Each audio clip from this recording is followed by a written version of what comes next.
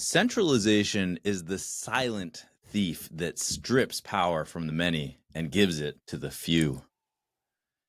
Every time you tap your debit card, you're not actually asking if the money's there. You're asking for permission to spend it.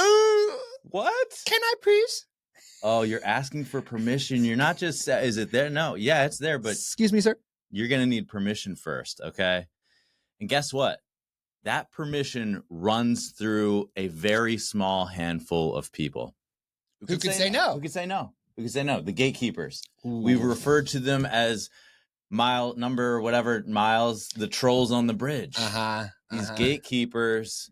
Intermediaries, men in the middle. They have more power over you and your personal finances than you think. And that's because of centralization.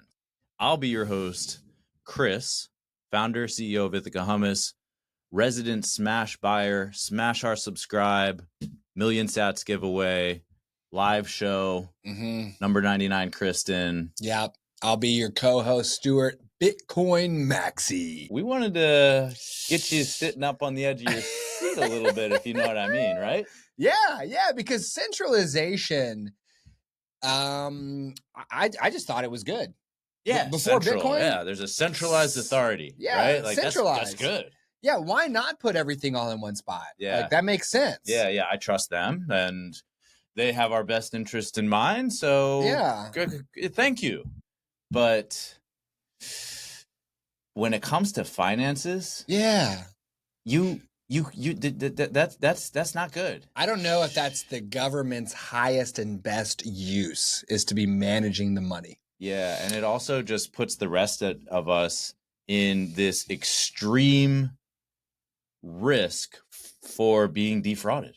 Because what happens when a few people have all the power over everybody? It's just human nature. Yeah. They start to try to manipulate and control. And as fired up as I am about where we are financially as a nation and as a world, I'm pissed. Okay.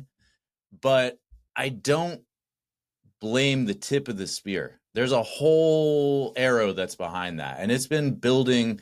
You can imagine, right? Small group of people have all this power, have all this control. They have certain beliefs, and they want to, there's a certain future that they want to see. So just human nature, they're going to be biased towards that. And it's called human error, right? And over generations, that human error has gone from just a little bit of a correction needed here to like, we're way off target. Okay. We're way off target. Yeah, I think for me, when I take a step back, yes. I mean, having a form of government seems good. I think the biggest things I want from my government are protection from outside and protection from inside. Okay. So go ahead and make sure somebody doesn't come across our castle walls. Yep. But also make sure that the thieves inside the castle are caught. You know what I mean? Like, make sure everybody's behaving. You know what I mean? Like, keep us safe, keep us secure. Yeah. That doesn't include managing the money. Well, and that's where it gets like, you don't decide the rules. You're in charge of enforcing them. And you should be living among us. You are us. You represent us, right? Right. You don't decide the rules. That was great. Can you say it one more time real quick for somebody who's driving? Yeah, you don't decide the rules. You are responsible for enforcing them. That's your job, right? Because otherwise, what do you have? Taxation without representation? That ain't a good thing, man. We know what that looks like. Yeah. That's where this leads eventually. And man, I feel like we're getting close with this central bank digital currency stuff. Yeah. And I'm anyway, centralization, not good, guys. Not good, but here's the thing. Some people feel like they need to prove to you that the individuals who gunned for centralization are bad people.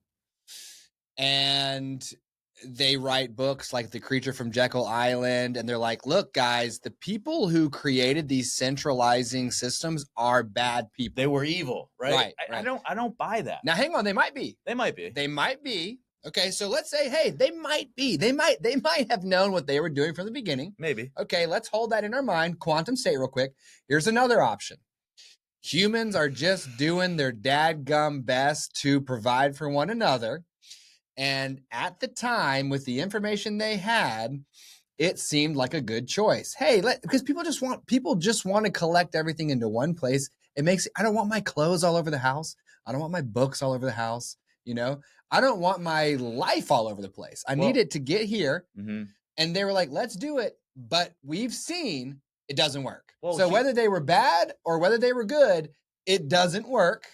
So we need to change it.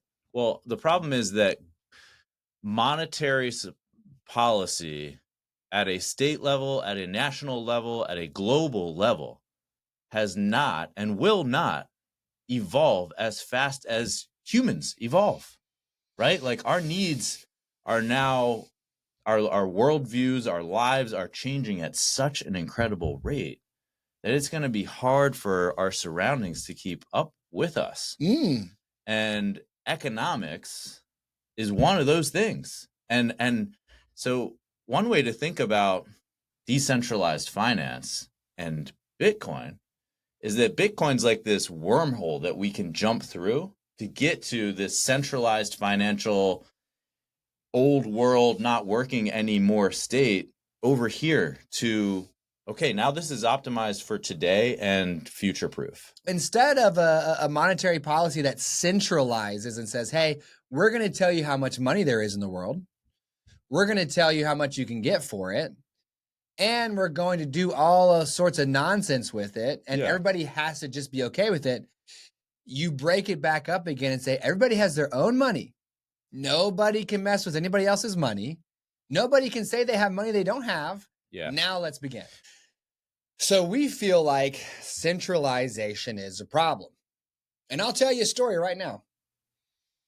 In the colonial age of America, there were many decisions that were being made in the, in England or the United Kingdom or the English, for Americans, the British Empire, whatever it was called at the time. For the colonial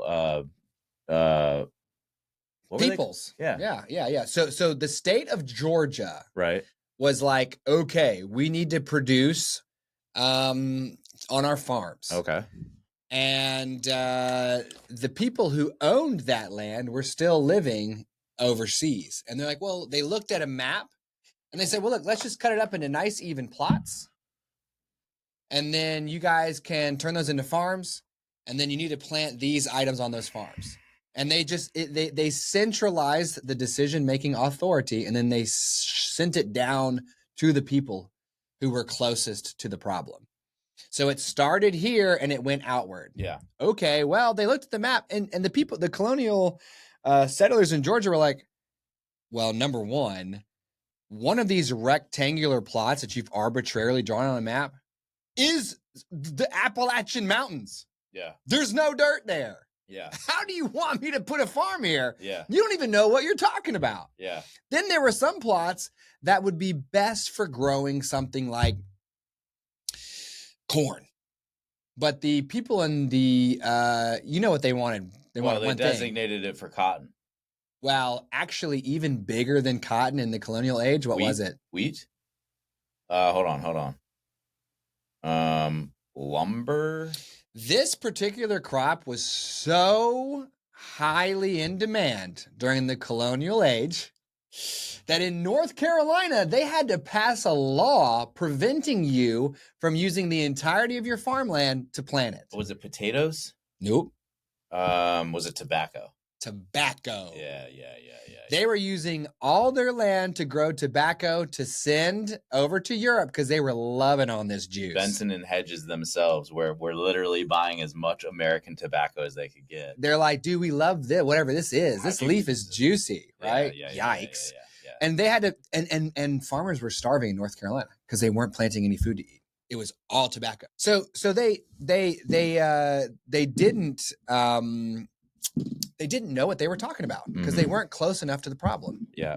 So centralization basically assumes that you know better than the person who's closest to the problem. Yeah. Rather than listening to the person who has the problem and helping them determine what they can do about it and then supporting them. You're kind of handing down these commandments, and some of them are dead on arrival, right? So centralization of decision making, centralization is not good. Not good. Not good. The person who is making the decision should be the person who is the closest to the problem. Your money should be something that you decide because you're closest to it. So which money is your money? Well, tune in to the next episode of Sat Chats Short Stacks to find out. Thanks for joining us. Please remember that Sat Chats is for educational purposes only and should not be construed as financial advice. We'll see you tomorrow.